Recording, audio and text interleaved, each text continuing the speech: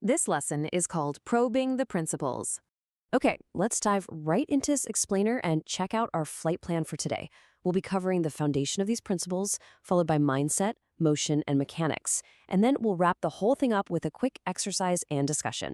Section 1. The Foundation. A Way of Seeing. So the absolutely crucial thing to keep in mind here is that these 9 principles, they aren't just rigid rules to memorize.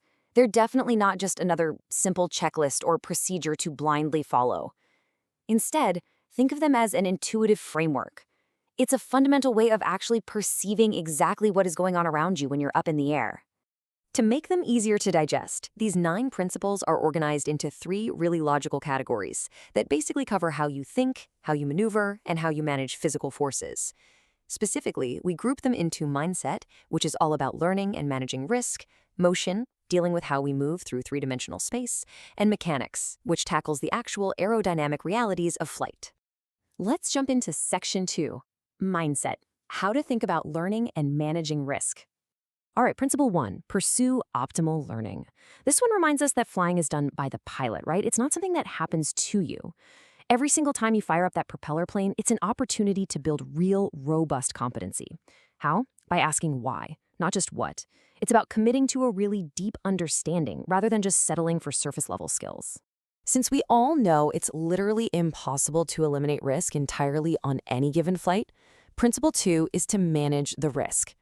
This principle grounds your aeronautical decision-making in genuine situational reasoning, rather than just using checklists as a crutch. It's about honestly identifying threats and deliberately managing them, both before and during every single flight. Now, when the unexpected inevitably happens and your workload suddenly spikes, we fall back on Principle 3, fly the airplane. This establishes the absolute non-negotiable priority hierarchy of aviate, navigate, communicate to keep you safe. No matter how many distractions are multiplying in the cockpit, your very first obligation is always to fly the aircraft. Moving on to Section 3, motion, how to move the airplane in 3-dimensional space. To maneuver effectively, we've got Principle 4, roll, yaw, and pitch.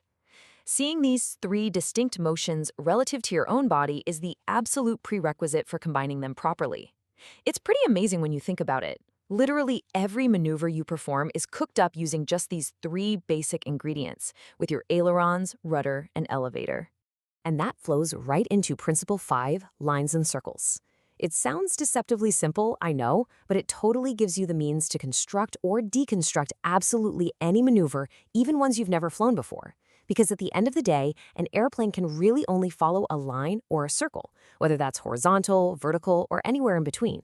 Principle 6 brings us to time and distance. The airplane is always moving. Decisions take time to process, and any delays or miscalculations are going to have immediate physical consequences. A pilot who is truly mindful of time and distance will always plan ahead and anticipate exactly what the airplane needs, which completely avoids dangerous reactive flying.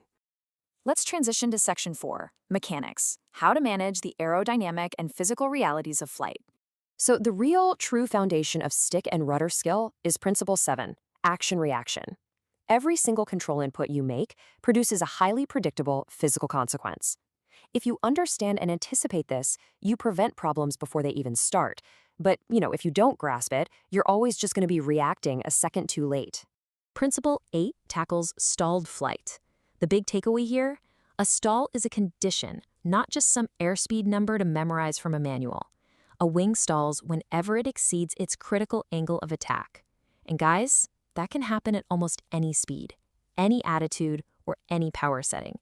It takes constant awareness to avoid and very measured technique to recover from.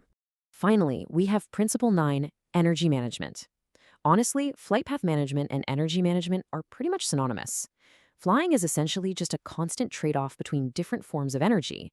Managing it well means you have to actively sense what the airplane needs in all situations, whether you're just doing laps in the traffic pattern or handling an emergency landing. Section 5, exercise and discussion applying the principles. Pause the video and think about the implications and underlying meaning of each principle. Welcome back. So, since there isn't just one single right interpretation here, use this debrief to identify which principles feel a bit abstract to you right now. Why? Because those are the exact areas holding the absolute most potential for your growth as an aviator. Remember, these aren't a checklist. They fundamentally shape how you think and act in the cockpit.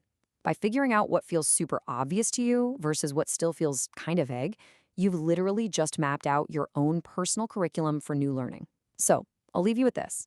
Which of these 9 principles will completely change the way you perceive your very next takeoff?